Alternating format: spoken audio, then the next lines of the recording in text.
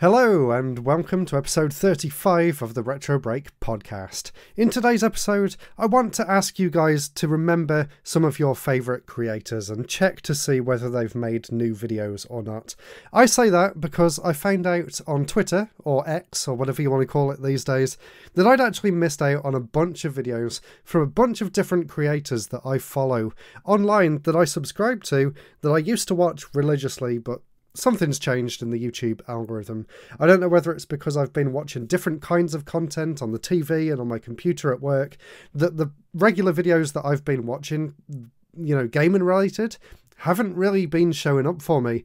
And it wasn't until someone posted on Twitter that they were a bit upset that some of their views were down compared to normal, that I actually found out that I'd missed like 5 of their videos and I didn't even know they'd uploaded any. So I went ahead and binged watched some of them. The person in question, in case you're wondering, was the Geek Critique, and he'd actually been doing some new videos about revisiting the Metroid series, and I'd been really enjoying them now that I actually had a chance to go back and watch them. But if I didn't see his tweet, I wouldn't have known they even existed. And it wasn't just for smaller channels like his as well. Like even Did You Know Gaming released a tweet saying their views were a bit down as well. So I went ahead and checked out some of their videos that I didn't know about either. And not only am I subscribed to them, but I actually rang the bell on both of them as well, so I should have been notified. But I think the problem is I'm just subscribed to too many channels, and even the notifications that I get just get lost in the shuffle. So this is just a heads up for everyone who's listening. Go and check out what your favourite creators are up to. And I actually had this problem for a while, and I knew that it was becoming more of an issue and that I was kind of forgetting some of my favourite creators. So I actually made a sort of Excel spreadsheet on Google Drive, and I've basically been listing down all of my favourite creators and a link to their channel as well. And next to there, I've actually added a new column, which is their favourite video, or my favourite video that they've made, so that I can always go back and rewatch that one video in particular and remind myself about why I enjoy their channel so much and why I decided to subscribe in the first place.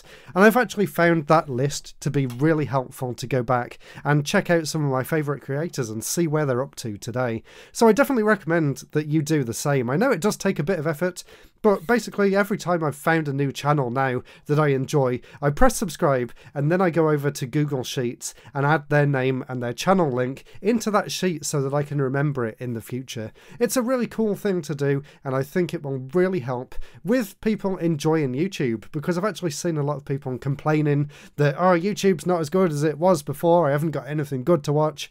There's loads of really great stuff to watch, but maybe YouTube isn't promoting that to you on the homepage. So maybe you have to take matters into your own hands a little bit, like what I've been doing, and actually make your own list of your favourite creators and videos so that you know to actually go and check them out.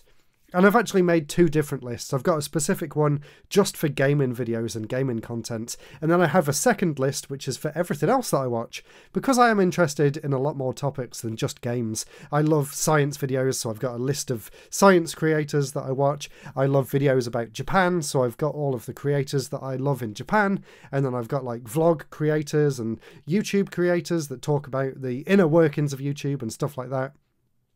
So there's so much cool content out there, so don't give up on YouTube if you are feeling a little bit disillusioned with the kind of content that you're being shown and presented on the website itself.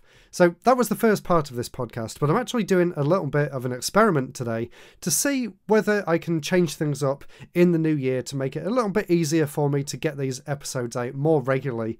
So starting in 2024, I've actually got a nice sort of framework for these podcasts, which hopefully won't actually be too strenuous for me to make, and I can kind of just make them for fun. So the first part of the podcast will basically be what we've just done now, which was the topic for the episode, and sometimes I'll do a Q&A instead, because I actually asked on Twitter and over on YouTube as well recently to send in some questions that you'd like me to answer. So I'll actually be making them into podcast topic episodes so that I can fill out the coming months ahead. So hopefully we'll get some more regular content, because I should be able to batch record a few of these. Anyway, you don't want to know the background or the weeds of it, but basically I want to try and improve this podcast because a lot of people that listen really enjoy it, and I don't want to give up on it. And I've managed to do 35 episodes so far, so why not continue and see how far we can go with this. So anyway, that will be the first part of the podcast going forward, and then the second part will just be me talking about some games that I've been playing recently. So for this episode, I wrote down 3 games that I've been playing. The first one was Sonic Dream Team, and I wrote this kind of a while ago, so I've been playing some more since then, but we can save that for the next episode. So Sonic Dream Team, for those of you that don't know, was an Apple Arcade exclusive that I really, really enjoyed, and I made a review over on the channel. It didn't do too well, I'm guessing because Apple Arcade isn't really that popular. It's only just managed to hit 1,000 views now, which is kind of slow compared to the regular sort of content that I put out there, but I'm so glad that I made that video, and I am a little bit worried about it being lost in the future, so having that video up there will always remind me of what a great game it was. The other game I've been playing is Alan Wake 2, and when I wrote this down on this note here, I had actually been playing it regularly, but unfortunately I've been really busy with work, and I've been trying to get out a few extra YouTube videos before the end of the year because I'm going away tomorrow, and I probably won't be able to make content again until the new year now. So I have been enjoying Alan Wake 2, but I think I might struggle going back to play it when I do return to actually playing games in January. And the third game is basically a group of games, and that was for the Game Boy Game Jam.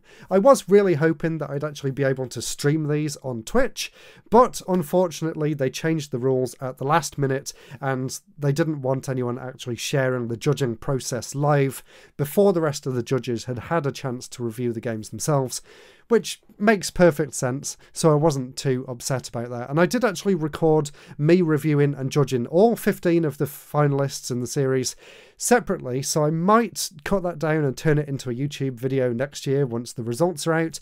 I haven't quite decided yet, but I've actually submitted my nominations, and I'm really excited to see what the other judges have done too. So that was the second part of the podcast.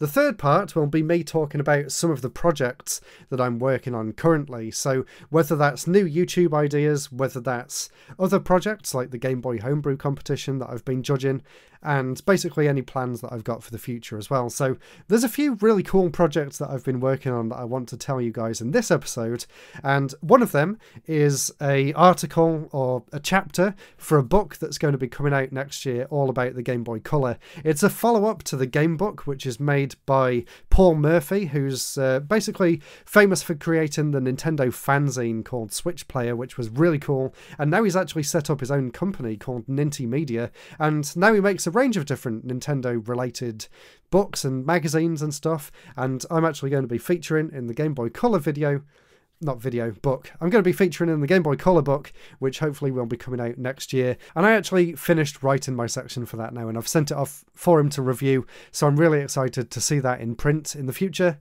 So that's really cool. And I've also been planning my YouTube channel for 2024, and I'm going to save it for the next podcast episode where I talk about my plans in more detail. But I want to say that I'm basically going to try and double the totals for this year. So fingers crossed, I should be on about 60,000, maybe 70,000 subs at the end of next year if we're lucky. We'll see how it goes. It will be quite a challenge, but I have a really good plan, and I'll be sharing all that in the next podcast episode. And now for the final part of the podcast, part 4. This is going to be talking about some content that I've actually enjoyed consuming rather than creating. So every podcast episode I'm going to be sharing with you 3 things that I've really enjoyed either watching, reading, listening to recently. So I've got a few different YouTube videos to talk about in this episode. So the first one was what I mentioned right at the start, the Metroid series by The Geek Critique. I always really love his videos. They haven't really changed that much over the years, and they do feel a little bit dated these days. It basically feels like 2010s YouTube, but I love that. I love that style. I love his attention to detail, and I also love that he's revisiting one of my favourite game series. So definitely go and check out the Metroid series by Geek Critique. Another one that I really enjoyed recently was by Tokyo Lens, one of my favourite Japan creators over on YouTube. And this one kind of ties my two hobbies together because he actually did a video where he bought every single Nintendo console in Japan, complete in box, and he opened them all up and he played on them all, and I'm just so jealous of his studio that he's got in Akihabara.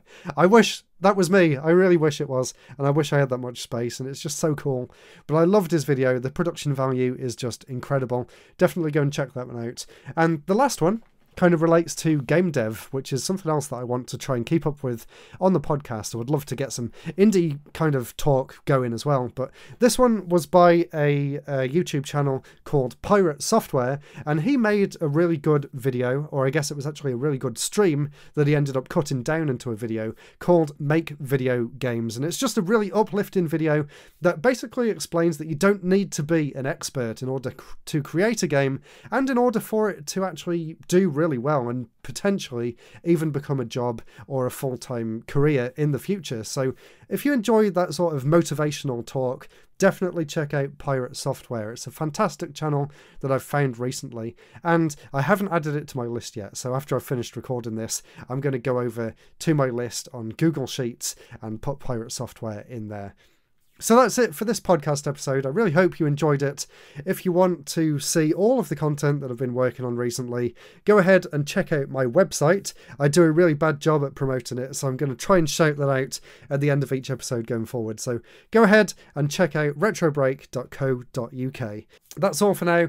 Hope you're all having a great Christmas break, and I really look forward to talking to you all again in the new year. So thank you so much for listening, and I'll see you all again very soon. Goodbye.